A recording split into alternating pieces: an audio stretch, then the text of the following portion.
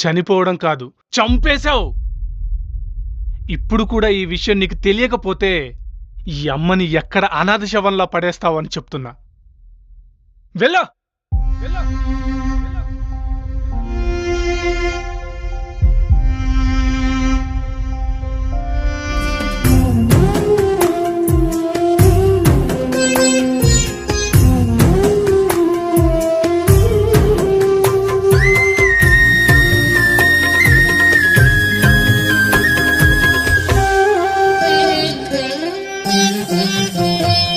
గుండె గొంతుగా అమ్మారానే మాటే తనకు చాలయ్య మహదేవా.